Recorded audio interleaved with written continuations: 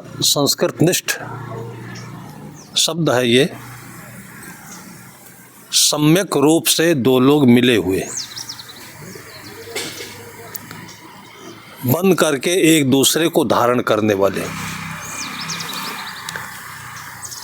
और उसे मोटा मोटी बंधन है। बाप बेटे को सम्यक रूप से बनाया नहीं होता है, वो जमूरा जैसे सिकंजा जैसे पकड़ के कसा होता है। मेरा बेटा है, अहम होता है, मैंने पैदा किया, मैं पढ़ाऊंगा, मैं डॉक्टर बनाऊंगा। तो जितने भी मन के सपने विचार सब उसी में उड़ने लगता है, और उसको लगता है कि मैं बड़ा भला कर रहा हूँ, और असल यह है कि उसके गर्दने में रस्सी बांध रहा होता है। कहने के लिए शुभ भावना है, उन्नति प्रगति की भावना है, लेकिन इन सब के पीछे जो मीठा जहर है वो यह है अपेक्षा कि बेटा ये बनेगा, ऐसा करेगा, फिर हम भी करेंगे। अपनी जिंदगी जीने को लेकर अगर यदि वो ध्यान में रखता कि हम अपने पिता से बहुत नज़दीक होकर नहीं चल सके, और पिता के साथ रहते रहते पिता से दूर हो गए हम। कोई बिरले ऐसा होता है कि पिता पुत्र का मन एक दूसरे से जुड़ा हो और दोनों को एक दूसरे से कोई शिकायत ना हो, कोई अपेक्षा ना हो, और दोनों एक दूसरे के प्रति समान भाव रखते हैं, उसको भक्ति कहते हैं। संबंध में और भक्ति में अंतर है ये, इसलिए संबंध से जो मिलते हैं उनको समधि कहते हैं। और दुनिया में संबंधियों का रिश्ता ऐसा है कि समधियों में लड़ाई बहुत होती है, क्योंकि दोनों अहंकार से एक दूसरे के ऊपर चढ़ना चाहते हैं। बेटी वाला सोचता है मैं बड़ा, बेटा वाला सोचता है मैं बड़ा, जो अपनी धाक जमा ले उसके ऊपर, कहीं दहेज नाम लोग ले करके, कहीं बेटी की नौकरी को ले करके। बेटी नौकरी करता हो, दामाद को अच्छी नौकरी नहीं मिले, तो जो बेटी का पिता होता है यदि थोड़ा सा भी उसके अंदर अहम हुआ तो दामाद को, ससुराल वालों को बेटी के वो उंगली के इशारे पर नचाता है। बहुत लोग झेल रहे, कितनों को तो देखा गया है कि अपनी बेटी की सैलरी के लालच में डाइवोर्स करा देता है, बेटी को घर में रखता है। होना नहीं चाहिए, ना हो अच्छी बात है, लेकिन हो सकता है, इसमें असंभव कुछ नहीं है, ये मानकर चलना चाहिए। ये जाल है, ये बिकट जंगल है। जंगल क्यों कहा गया? कि जिस प्रकार से ये सड़क दिख रहा है तो कम से कम 1-2 किलोमीटर तो दिखता ही है यहाँ तो सड़क गया है, लेकिन आदमी के मनों में ये एक आदमी के भीतर ही नहीं दिखाई पड़ता है। एक आदमी के भीतर आपके 2 दिन, 4 दिन, 10 दिन, 1 साल, 2 साल चलने जाने और प्रेम से संभालने की जगह है कि नहीं है पता नहीं है। और यदि है तो समझ लीजिए कि वो बेटा नहीं है, वो बहू नहीं है, वो संबंधी नहीं है, वो परम भक्त है, वो कोई राम और भरत है। सबका हृदय एकदम गंगा के नीर जैसे खुला, और किसी को किसी से अपेक्षा नहीं बल्कि समर्पण, एक दूसरे को समर्पित है। और इसलिए गुरु को, माता पिता को जब प्रणाम किया जाता है तो 20 नख जोड़ते हैं कि हमारे मन का, हमारी श्रद्धा का, आस्था का एक सूत्र भी बाहर नहीं गया है। हम पूरा का पूरा लेकर के हम और फिर शीश को चरणों में रख देते हैं कि अब इस जीवन में दूसरा कोई नहीं होगा, और नहीं तो आदमी भी बड़ा पेचीदा होता है, पेचदार होता है।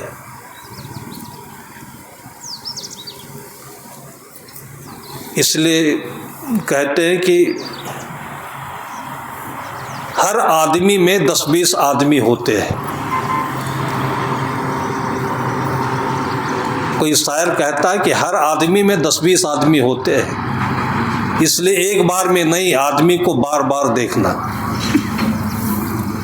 दिन भर में एक आदमी कई बार में दिखता है, कई तरह का दिखता है। जिस तरीके का मन होता है उसी तरीके का दिखता है, उसी तरीके से बोलता है, वो बदलता रहता है। आप क्या करोगे? अदालतों में जाकर के देखिए, वकीलों को देख लीजिए, और इसी प्रकार से जो मन के बस में और जिन्होंने अपने मन का साम्राज्य बढ़ाया हुआ है उनको देख लीजिए। हालांकि इससे दूसरों को धोखा लगता है, तकलीफ होती है, लेकिन सब ऐसे हैं तो सब एक दूसरे को तकलीफ दे रहे हैं, धोखा दे रहे हैं। इसमें फायदे में कौन है, नुकसान में कौन है? जो जितना बड़ा जंगल बनाया है, अंत में वो अपने ही जंगल में फंस करके और मकड़ी जैसे मर जाता है, छटपटाता है, पछताता है, और फिर उसका बेटा, उसकी बहू, उसकी पत्नी, उसका पति, कोई भी वहाँ जा कर के उसके मन का चैन दे नहीं सकता है। इसलिए कहते हैं कि एक कर्म सिद्धांत बड़ा क्रूर भी होता है, अत्यंत क्रूर होता है, और अपना ही होता है। किसी के साथ छल नहीं करो, विश्वासघात नहीं करो, और करके भी क्या ले सकते हो? किसी के पास खोने की कोई चीज है नहीं, क्योंकि सब चीज तो दूसरे की है। पीतल पीतल का है, सोना सोने का है, लोहा लोहे का है, धरती धरती का है, पेड़ पौधे अपने हैं, घर मकान ईंटों का है। आपका क्या है? आपने एक मन बना लिया है, और उस मन के अनुसार सारे लोगों के मनों को मिला करके एक विधान रच दिया गया है, और जिसको माने तो संविधान कहते हैं।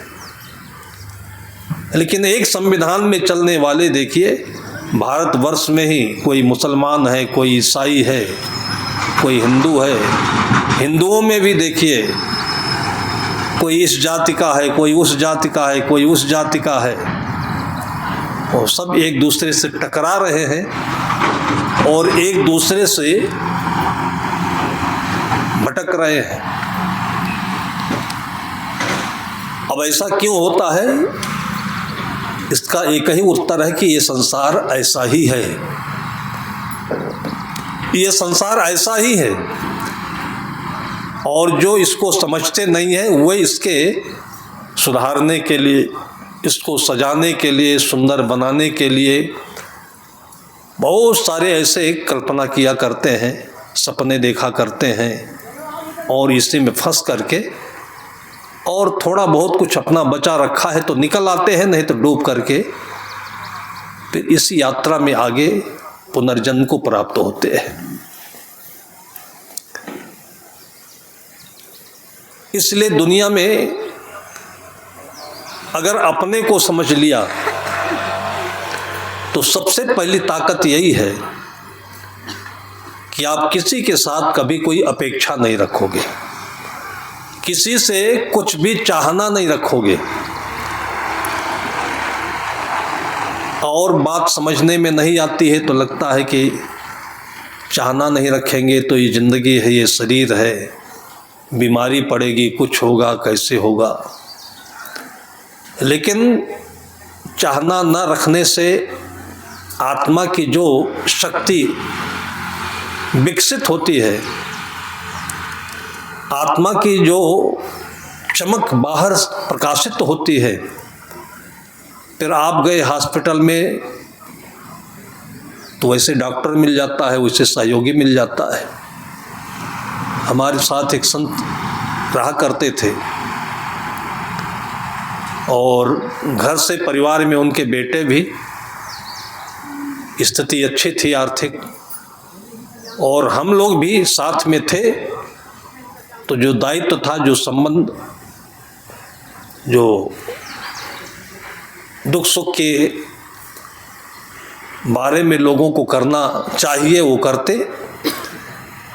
लेकिन ऐसे अमोघ व्यक्तित्व के वो, आत्मबल के, कि उनको हार्ट का अटैक पड़ा और अकेले चले गए। रहने वाले छत्तीसगढ़ के, अकेले चले गए अहमदाबाद।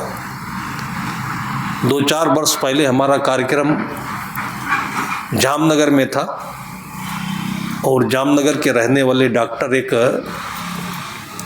वो पहले कभी स्वास्थ्य मंत्री हुआ करते थे, उनके यहाँ कार्यक्रम था, उनसे परिचय हो गया था। केवल उन्होंने डॉक्टर को फ़ोन भर कर दिया और ये अहमदाबाद के सरकारी अस्पताल में जाकर अकेले भर्ती हो गए हार्ट का ऑपरेशन कराने के लिए। यहाँ एक फोड़ा चिराना होता है तो लोग 2 जने को पकड़ लेकर जाते हैं, कौन पानी देगा, कौन पकड़ रखेगा। और उनके भीतर का विश्वास देखिए, वो अकेले भर्ती हो गए, हार्ट फट गया उनका, ऑपरेशन भी हो गया और 10-15 दिन के बाद में फिर उनके परिवार से लोग जान पाए, तो जा कर के फिर हमको सूचना दी, तब हम लोग जान पाए।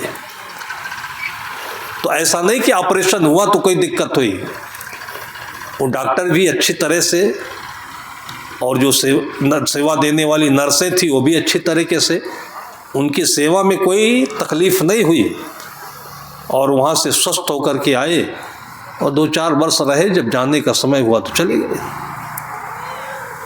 आपकी आत्मा में चमक है, आपका अपने ऊपर भरोसा है, विश्वास है, तो पहली बात तो आपके भीतर में ये शक्ति है, तो आप दूसरों को कभी दुख नहीं देंगे, भार भी नहीं देंगे। और आप जहाँ रहेंगे आपको लोग फूल जैसे अपने हाथों पर रखेंगे। हमारे गुरुजनों का ये हम लोगों ने उदाहरण जीवन में देखा।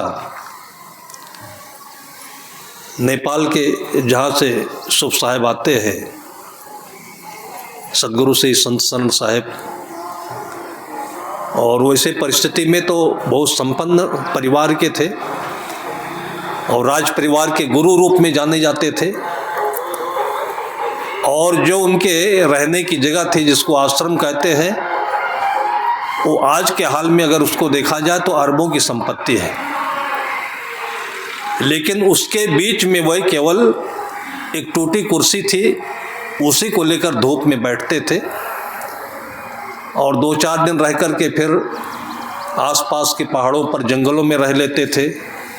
फिर सदगुरु विशाल देव के संरक्षण में बाराबंकी में, और सदगुरु विशाल देव जहाँ रुकते थे वहाँ कोई आश्रम नहीं, भक्तों की सेवाएं होती थी बाग बगीचे में। और आजकल के 40-50-60 वर्ष पहले की बात, उतनी संपन्नता नहीं, कथरी दरी गद्दा तो नाम नहीं, पैरा पर लेटते थे। और 10-20-50 संत होते थे, जगह नहीं मिले तो कभी कभी तो सदगुरु विशाल देव की जो खाट होती थी उसके नीचे लेट जाते थे। ऐसे करके वो जीवन भर अकेले बिताए। फिर लोग सोचने लगे कि इनकी सेवा कौन करेगा और इनकी इतनी बड़ी संपदा है, कौन लेगा। सोचने वाले कुछ और तरीके से सोचते थे, सोचने वाले अच्छा भी सोचते थे। जिसका अपना जैसा मन वैसे उसकी प्रतिक्रिया और भावना। और अंत में जब उनको आवश्यकता लगी तो एकदम से तैयार किए कराए, जैसे लोग कहते हैं कि फैक्ट्री से रोबोट खरीद लाया, ऐसे ही ये 14-15 साल के रहे होंगे शुभ साहेब, इनके साथ में और 18-20 साल के नौजवान, और ऐसे ही 2-3 लोग एकदम ऑलरेडी उसी समय में जब उनको थोड़े दिन के बाद में शरीर में थोड़ी सी परवस्था आई तो ये लोग मिल गए और इतनी सुंदर, इतना बढ़िया सेवा हुई और सारी संपदा उन्होंने ट्रस्ट में दे करके और आराम से मुक्त होकर के स्वरूप लीन हो गए। ये जीवंत कहानी है, उपन्यास नहीं है ये। सदगुरु विशाल देव जो अकेले आजीवन कहीं आश्रम नहीं, कोई आश्रय नहीं, राजस्थान भी रहे, छत्तीसगढ़ से बहुत लोगों का आग्रह था लेकिन कुछ कारण से नहीं आए, नेपाल में रहे, उत्तर प्रदेश में रहे, और जहाँ भी रहे वहाँ केवल प्रकृति की व्यवस्था में रहे। और इस ढंग से रहे कि नेपाल में गए और राज परिवार को पता चला तो राजा, उस समय 3 सरकार हुआ करती थी, तो राजा हरिद्वार में कल्पवास के लिए आए हुए थे। प्रोटोकॉल होता है कि राजा नहीं हो तो राजमहल में रानी कहीं बाहर नहीं जा सकती। उसको पता चला तो सहेली को अपने 2 भेजी कि गुरुदेव जी हमारे राजमहल में आए, अलग झोपड़ी रख करके मैं उनको यहाँ रखकर सेवा करूँगी। वो लोग ऐसे ही निराश चले गए और गुरुदेव जी उनके घर गए नहीं। साथियों ने पूछा कि उनका बड़ा आग्रह था, इतना ही बोले कि अगर उसका प्रेम है तो दर्शन पा जाएगी। वो गए नहीं वहाँ, लेकिन उन आश्वस्त थे कि उसको दर्शन मिल जाएगा। कहते हैं महात्मा बुद्ध के ज़माने में वो भी राजपुरुष थे, राजकुमार थे। कहीं नगर में प्रवास था उनका, देखने में गोरे सुंदर नौजवान, तो राजा की बेटी को मन में हुआ कि अपने राजमहल में बुलाकर हम सेवा करेंगी। वो जाने को तैयार नहीं हुए। इतने में गुस्सा करके उस बेटी ने फिर जो षड्यंत्र किया, जो वहाँ पर उपद्रव किया कि जो भिक्षु लोग उनके साथी होते थे उनके दान पात्र में, भिक्षा पात्र में मैला डलवा देते थे, कंकड़ फेंकवा देते थे, और सारे वहाँ तंग आ गए। तो फिर बुद्ध से बोले कि यहाँ रहने लायक जगह नहीं है। बुद्ध ने कहा यही रहने की जगह है, ये जीवन की परीक्षा है, तुम अपने को कितना तपा सकते हो, तुम 24 कैरेट सोना इसी में बनोगे। लेकिन वो बुद्ध का समय नहीं था। सदगुरु विशाल देव उसके राजमहल की आमंत्रण में नहीं गए, लेकिन उसकी श्रद्धा इतनी बढ़ गई, ऐसे भी लोग होते हैं, वो भी राज परिवार की रानी थी, जो चाहती करा सकती थी, देश निकाला भी करा सकती थी, लेकिन उसकी इतनी श्रद्धा बढ़ गई कि गुरुदेव जी वहाँ से तारेश्वर पहाड़, लगभग जितनी ऊंचाई पर हमारे यहाँ ये बादल रुकता है उतनी ऊंचाई पर पहाड़ के ऊपर झरनों के बीच में एक आश्रम बना हुआ है, वो भी राज परिवार की तरफ से बनाया गया। वहाँ पर रुके हुए थे। ये राजा की रानी अपने दरबार से दूरबीन लेकर के सुबह जब 10 बजे 11 बजे संत स्नान करके गुरुदेव जी को स्नान करा करके अपने कपड़े फैलाते थे, दूर से वो चमकता था सफ़ेद कपड़ा, दूरबीन से देख करके तब वो पानी पीती थी। कभी न कभी तो आएंगे वो। फिर महीना 2 महीने के बाद में राजा भी आए। फिर गुरुदेव जी का प्रवास नीचे काठमांडू में हुआ। फिर रानी अपनी सहेलियों को लेकर के, राजा से अनुमति ले करके गुरुदेव जी के दर्शन करने आई। फिर गुरुदेव जी के हाथ से माला भी पहना, आजीवन भक्ति निभाई हो। ऐसी सुविधाओं के बीच में भी गुरुदेव जी ने कभी किसी का आश्रय लिया नहीं। स्वतंत्र, जैसे हवा में पतंग चलता है हवा की तरफ से, वैसे ही उनका प्रारब्ध। बगीचों में लोग घास फूस की झोपड़ी बना देते थे। जो किसी का कोई सुविधा लेना नहीं चाहते थे, उनके लिए लोगों के भीतर कितनी श्रद्धा रही होगी। आप सोचिए कि उनको अपने यहाँ ले जाने के लिए पहले जाकर उनके साथियों से अपनी मनसा, अपनी श्रद्धा प्रकट करनी पड़ती थी। पर धीरे से साहब को कहा जाता था। पर साहब जब कुछ नहीं बोलते थे तब लगता था कि अब जाएंगे। ऐसे नहीं बोलते थे कि ठीक है आएंगे हम। जब नहीं बोलते थे तब लगता था जाएंगे। तो एक व्यक्ति ऐसे ही आशय पा करके और आकर के अपने गांव के बाहर उसका बगीचा था, पर बगीचे को साफ करना शुरू किया। फिर झोपड़ी बनाई, यहाँ शौचालय होगा, यहाँ रसोई होगी, यहाँ गुरुदेव जी रहेंगे।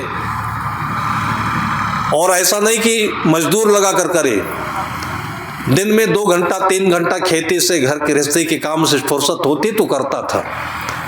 घर के बच्चे भी काम करते थे। और इसे करते करते साल भर बीत के, सारी तैयारी हो गई, साहब का पहुंचना नहीं हुआ। तब तक कुछ छप्पर बिगड़ने लगे, फिर दूसरी साल सफाई की, फिर छप्पर को सुधाया। उसी रास्ते से एक शिक्षक रोज पढ़ाने जाता था, वो देखते देखते ऊब गया। उसने एक दिन खड़े होकर के पूछा कि तुम ये क्या कर रहे हो, कोई आता भी नहीं, तुम बना ही बना चले जा रहे हो, गिरता है फिर बनाते हो। उसने कहा कि हमारे गुरुदेव जी का आशय हुआ है, वो इसमें पधारेंगे, उनके लिए तैयारी कर रहा हूँ। इतना आश्चर्यचकित हुआ वो कि तुम्हारी श्रद्धा कितनी ऊंची और तुम्हारे गुरुदेव जी कितने धैर्यमान, कि ना वही आ रहे हैं और न तुम मान रहे हो। 3 साल तो मुझे देखते देखते हो गया। और तब गुरुदेव जी गए तो 6 महीने, 7 महीने, 8 महीने तक वहाँ पर प्रवास हुआ। और इसकी पूरी व्यवस्था, गांव में एक एक दिन लोग भोजन बनवाते थे। 35 घर, 40 घर हो तो फिर दोबारा नंबर लगता था।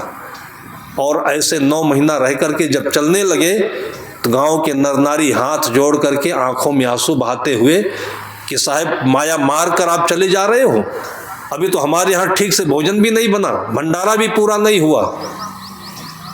आज 2 दिन कोई पाहुना घर में रुक जाए तो आदमी तारीख कैलेंडर देखने लगता है, फिर बातें करने लगता है कि वहाँ जाना था, ये कार्यक्रम था, वो था। 3 दिन में यह हाल गुजर जाता है। 3 साल तैयारी करने में लगे, 9 महीना वहाँ गुरुदेव जी रहे, और उसके बाद जब चलना हुआ तो भी हाथ जोड़कर खड़े हैं कि आप मोह माया मार करके चले जा रहे हो, हमको रुला करके। ये हम लोगों की आंखों देखी घटना है, ये आख्यान नहीं है। आपके पास में घर है, आपके पास में सारे आपके संबंध के परिवार के लोग हैं, लेकिन किस वजह से उनके भीतर में ये उर्वरकता नहीं आ पाती कि उनकी श्रद्धा बढ़े, फूले फले। उसका कारण है हमारी अपेक्षा। बचपन से लेकर के उसको हम अपने मन में सपने बनाए रखते हैं, अपने मन में तमाम प्रकार के सपने सजोने लगते हैं। और सोचते सोचते सोचते सोचते बच्चे को कुछ पता नहीं कि मैं किसका बेटा हूँ, लेकिन बाप रोज सबको बताता है मेरा बेटा ये डॉक्टर बनेगा, ये कलेक्टर बनेगा, ये बनेगा, दुनिया में गाता गाता। सदगुरु विशाल देव के जीवन की बात है, वो नई अवस्था में थे और अपने गुरुदेव जी के पास आए हुए अभी 6 महीने, और अध्ययनशील थे, रामायण का बड़ा अच्छा अध्ययन था उनको। तो उनके गुरुदेव जी के गुरु भाई लोग आए तो उनके गुरुदेव जी ने बड़ी प्रशंसा की कि ये फलाने दास ये हमारे शिष्य हुए हैं और बहुत ज्ञानी है, विद्वान है, ये पढ़ा लिखा कोई नहीं है लेकिन फिर भी विद्वान बोल रहे हैं, और ये रामायण का इतना अच्छा ज्ञान रखते हैं कि कोई कहीं से कुछ पूछ सके। इतनी प्रशंसा सुन करके सदगुरु विशाल देव नतमस्तक हो गए और झेप गए। वो मन ही मन सोचने लगे कि इतनी बड़ाई अभी से मुझे मिल रही, कहाँ पचाऊंगा इसको मैं। इतनी बड़ाई प्रशंसा करते करते उनके जो गुरु भाई लोग थे, कोई प्रश्न पूछ ही लिया, रामायण की चौपाई पूछ ली और गुरुदेव जी ने चौपाई बता दी, उसका अर्थ समझा दिया। वो लोग भी प्रभावित हुए। बाद में वो लोग जब चले गए तो सदगुरु विशाल देव अपने गुरु से नतमस्तक होकर के अनुनय कर रहे, विनय कर रहे कि साहब जी आप ऐसे मेरी प्रशंसा मत किया करें। मैंने बता दी, अगर नहीं बता पाया होता तो आपको भी तकलीफ होती और उनको भी लगता कि झूठ बोलते हैं। वो अपना गुण छिपा कर रहते थे और उसका प्रभाव ये हुआ कि कभी मंच पर बैठकर उन्होंने भाषण नहीं दिया, प्रवचन नहीं किया, लेकिन उनको सुनने के लिए लोगों की दूर से घेराबंदी होती थी। जहाँ जैसे कमरे में बैठे हों, छप्पर में बैठे हों, टटिया बनी हुई है, तो जब कभी अक्सर शाम को 8 बजे 9 बजे अथवा सुबह 3 बजे 4 बजे नींद खुलने के बाद अपने साथियों से कुछ सत्संग की चर्चा करते थे, तब लोग ओट में बैठ करके सुनते थे कि साहब बोल रहे हैं। और ऐसे ऐसे करते करते रामायण जैसा एक महान ग्रंथ, विशाल वचनामृत, कलम भी नहीं, कागज भी नहीं, और अंदर ही अंदर में सब रचना करके, छंदों को रख करके, याद करके, और उसके बाद कभी गुनगुनाया तो लोगों ने कागज में नोट किया, और कभी उठा करके आप उसको और उसकी टीका को पढ़िए तो लगेगा कि कितना अपार अध्ययन उनका। और कितनी अपार गंभीरता, क्षमता। यहाँ डायरी नोट करते हैं, लिखते हैं, डायरी भी भूल जाते हैं लोग। और उन्होंने 40-40 पंक्तियों के पद्य की रचना की हुई है और पहले बनाया होगा उसका मैटर, फिर उसके बाद उसको छंद में छंदोबद्ध किया होगा और उसके बाद उसको अपने मन में रखा होगा 30-40 पंक्तियों की कविता को, और तब उसके बाद साथी लोगों ने जब चाहा तो उसको लिखा दिया। ऐसे पूरा जीवन उनका चलता रहा। और साथी भी लोग ऐसे मिले कि 150 साथी और भगत मिल करके ऐसे ही आराम से चलते फिरते, जहाँ उनका पड़ाव होता था तो दूर दूर लोग अपने आप लगता था कि यहाँ कोई राजा महाराजा रुका हुआ है। फिर नित्य प्रति लोग दर्शन करने के, उस जमाने में तो मोबाइल वगैरह होते नहीं थे, फिर भी छत्तीसगढ़ इतना दूर 1000 किलोमीटर होते हुए भी कैसे पत्र के माध्यम से, भावनाओं से लोग जानकारी लेते थे। और यहाँ से छत्तीसगढ़ से 36 बार 36 लोग जाकर के दर्शन किया उन लोगों ने, रिकॉर्ड बनाया। कहाँ पलारी है, कहाँ कमर है, कहाँ आमदी है, चिंवरी है, और कहाँ कहाँ गाँव से लोग। और जब जाते थे तो उनकी सारी व्यवस्था गांव वाले करते थे। आज भी चर्चाएं होती है। जिसका घर पृथ्वी और जिसकी छाया आसमान हो और जिसके मित्र पेड़ पौधे हो, ऐसी जिंदगी कोई हो सकती है। और 2 पीढ़ी सदगुरु विशाल देव और सदगुरु प्रेम देव, दोनों पीढ़ी ऐसे बीती। हम लोग भी 10-15 वर्ष 20 वर्ष ऐसे ही बिताए। उसी में हम लोगों ने अपनी पढ़ाई लिखाई, सेवा समाज सब कुछ किया। सन 1998 में गुरुदेव जी का निधन हुआ, स्वरूपलीन हुए। और पुस्तक हमारी आध्यात्मिक मनोविज्ञान ऐसे में ही कटे फटे पन्नों में लिख करके ऐसे लिखते लिखते 10 वर्ष के बाद में 1999 में छपी। और 2000 में तभी आपका छत्तीसगढ़ एमपी हुआ करता था। इसके मुख्यमंत्री दिग्विजय सिंह हुआ करते थे। लखनऊ विश्वविद्यालय के कुलपति और वहाँ के प्रोफेसर और सब लोगों ने मिलकर के टीम बनाई थी कि पूरे भारतवर्ष में कोई ऐसे आध्यात्मिक पुस्तक, उसको भी पुरस्कृत किया जाना चाहिए। उसे क्रिकेटर को, एक्टरों को, और अभी देखिए पद्म विभूषण पद्म भूषण सबको मिला हुआ पुरस्कार। साधु संतों को नहीं मिलता, इनको मिलना चाहिए। ऐसे वहाँ के स्वामी जी ने अपने मन में एक भावना रखी और उनके बड़े अच्छे अच्छे पद पर रहने वाले शिष्य लोग, अब वो लोग कहाँ से सारे भारतवर्ष में चल करके अच्छी अच्छी पुस्तकों का कलेक्शन किया। उसमें मेरी पुस्तक कैसे पहुँच गई मुझे मालूम नहीं। जब वहाँ से मेरी पुस्तक उनको पसंद आई और 15-20 पुस्तकों के बीच में मेरी पुस्तक को उन्होंने सेलेक्ट किया, तब मेरे पते पर चिट्ठी भेजी। मैं उस समय काठमांडू में था, फिर चिट्ठी वहाँ गई। तो जब लोग जान पाए तो लोग हमसे पूछने लगे कि आप पुस्तक भी लिखते थे क्या? पुस्तक का लिखना किसी ने नहीं देखा, पुस्तक तो जानकारी में दूर। और जैसे छपी वैसे ही वहाँ से वो पुरस्कार की घोषणा हुई। उसको आध्यात्मिक मनोविज्ञान कहते हैं। कोई सुविधा नहीं है और किसी प्रकार का कोई पढ़ाई नहीं, कोई विद्यालय नहीं। ये हमारा आपका जो चलता फिरता जीवन है, इतनी ताकत है इसमें। और हमारी चारों तरफ की हवाएं, परिस्थितियां, ये इसके साथी हैं जिससे आपके भीतर में चलता फिरता ज्ञान होता रहता है। और इसी पर उन लोगों ने पुरस्कार देने की घोषणा की थी। और इसमें कुछ नहीं, जो हमने अपने गुरुजनों के जीवन में देखा और जो कुछ मन में अनुभव किया और उसी को शब्दों में वहाँ पर हमने लिपिबद्ध कर दिया। उसके लिए अलग समय नहीं। जिस समय बर्तन धोना है, जिस समय कपड़े धोना है, जिस समय गुरुदेव का भोजन बनाना है, उसमें 1% की कटौती नहीं। जो खाली समय होता था उसमें अपना अध्ययन करना और लिखना। कितनी सुविधा के बीच में लोग जी रहे हैं। बच्चे आते हैं, पढ़ने में मन नहीं लग रहा है, उनकी तमाम कंडीशंस हैं, उनकी शर्तें हैं। इसका कारण क्या है? इसका कारण यह है कि उनको आपने सुविधा अधिक दे दी है। आप लाल बहादुर शास्त्री का जीवन ले लीजिए, ऐसे ऐसे जो महापुरुष हुए हैं उन संतों का जीवन देख लीजिए, जहां उनके लिए केवल ये प्रकृति ही सुविधा थी। और इसी प्रकृति को लोग भगवान भी कहते हैं, परिस्थिति वातावरण भी कहते हैं। और कहते हैं कि अगर आपके भीतर श्रद्धा है और लगन है कुछ करने का, तो ये प्रकृति आपकी योग्यता को निखार देगी और आपकी योग्यता को साथ देगी और आपको अपनी जगह पर, अपनी ऊंचाई पर ये रख देगी। और इसी को लोग चमत्कार कहते हैं। तो ये दृष्टिकोण इसलिए रखा गया कि जो हम अहंकार पूर्वक संबंध बनाते हैं ये हमारे दुख का कारण बनता है। क्यों बनता है? कि हो तो भी बनता है, नहीं हो तो भी बनता है। 2-4 लोग हमको ऐसे मिले, बहुत अच्छे वकील, और अपने बेटों को पढ़ाया, अच्छी पढ़ाई कराई, और 2 बेटे थे। एक बेटा पढ़ करके और बहुत अच्छी योग्यता प्राप्त की, वो जापान चला गया। जापान में उसको अच्छी सैलरी मिलने लगी, फिर वहीं की उसने सिटीजनशिप ले ली, वहीं रहने लगा, वहीं शादी कर ली। जिससे उनको ज़्यादा लगाव था वो जापान चला गया, और जिस बेटे को वही नहीं चाहते थे या बेटा उनको नहीं चाहता था वो यहीं रह गया।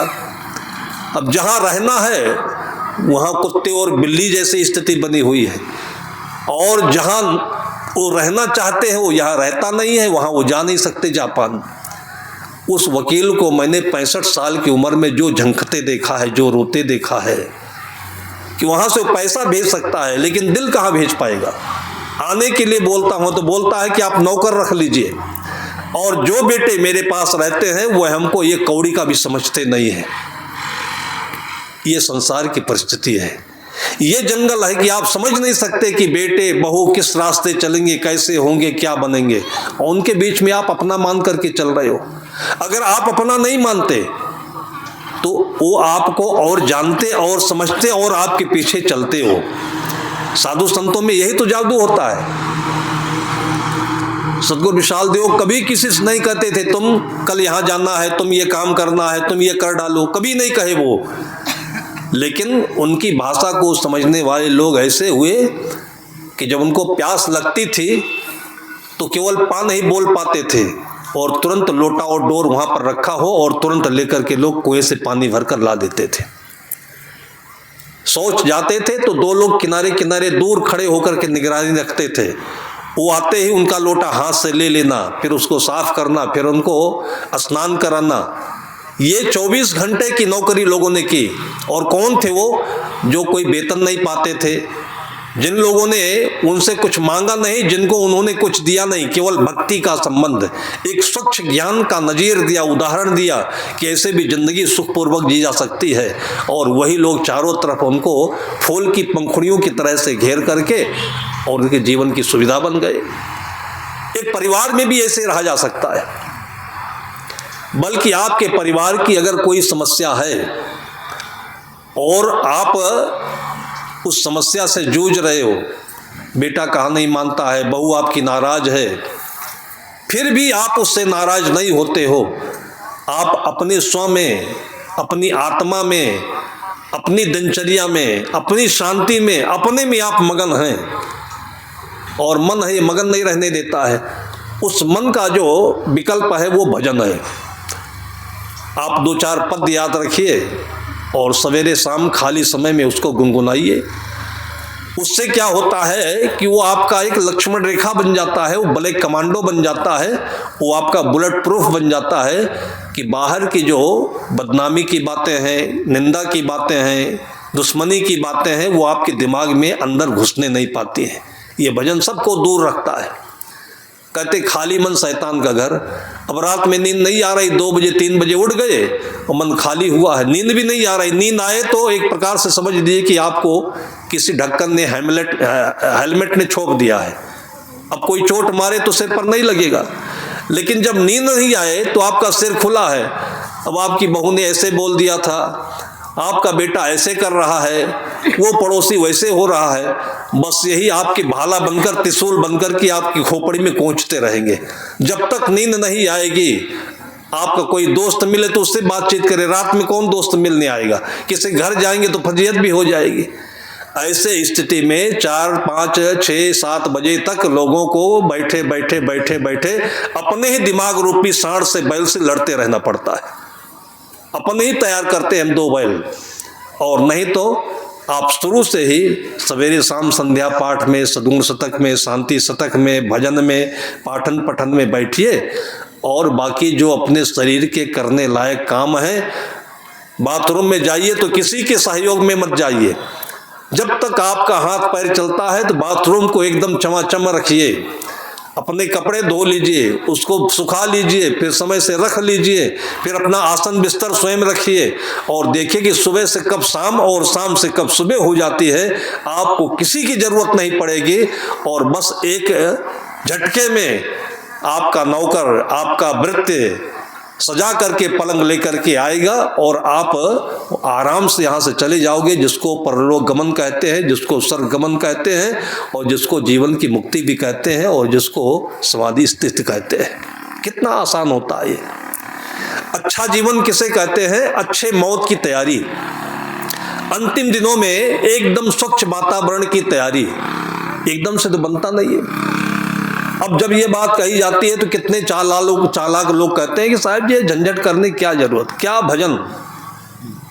अब जो हमारे बेटे हैं फिर और कौन करेगा, कब सेवा करेंगे कौन? तो कोई काम नहीं तो भी बेटे और बहू परेशान कर रहे हैं और उनके ऊपर रात दिन लदे रहते हैं, सुनाते रहते हैं, भिनभिनाते रहते हैं, मैंने तेरे लिए किया, वो किया, वो किया।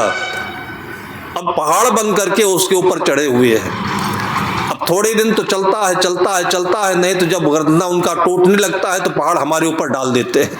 तब लोग कहते हैं मेरे ऊपर पहाड़ टूट गया है। ये पहाड़ हमने बनाया और अपने खोपड़े पर रख दिया ला करके।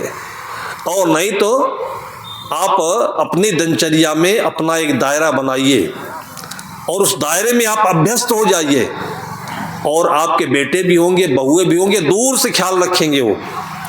आप उनका अगर डिमांड नहीं रखते हो तो दूर से ख्याल रखेंगे। आप नहीं होंगे आपका बिस्तर सही हो जाएगा, आप नहीं होंगे आपके बाथरूम में साबुन पहुंच जाएगा, आप नहीं होंगे बाहर टहलने गए होंगे बाथरूम में गर्म पानी पहुंच जाएगा और टाइम टू टाइम आपको भोजन मिलेगा। मतलब आप भी नहीं बोले, वो भी नहीं बोले और आपका भी काम हो रहा है, उनकी खुशी भी बढ़ती जा रही है कि होना चाहिए तो मेरे माँ बाप जैसे ही माँ बाप होना चाहिए, होना चाहिए तो मेरी पत्नी जैसे पत्नी होनी चाहिए। ये कैसे बनता है? ये सदगुरु के आशीर्वाद से बनता है कि उनके जीवन को आपने एक्सेप्ट कर लिया और आपने अपने जीवन को उनके जैसे स्वीकार करके बना ही लिया, हो ही गया। और इतना निर्भर होता है कि जैसे फूल किसी को भार नहीं देता है, वैसे आपका जीवन एक कमल का फूल, एक गुलाब का फूल हो जाता है और जिसको लोग अपने सिर पर रखते हैं, प्रसाद मान करके माथे चढ़ाते हैं, चूमते हैं और ऐसे ही माता पिता भगवान श्री राम और सीता माँ बन जाती है। ऐसे ही श्री कृष्ण और राधा बन जाते हैं। जीवन भर बांसुरी बजाते रहे, हम लोग जीवन भर खोपड़ी बजाते रहते, एक दूसरे के टकराते रहते हैं। भगवान श्री कृष्ण के मुख में बांसुरी आई। अब बांसुरी कौन सी चीज थी, उन्होंने बजाया कि नहीं बजाया, इसमें खोपड़ी लड़ाने से क्या मतलब है? अरे आज तो बांसुरी है ना, वो बांसुरी क्या है? एक मीठे गीत है, मीठे वचन है, मीठे भाव है।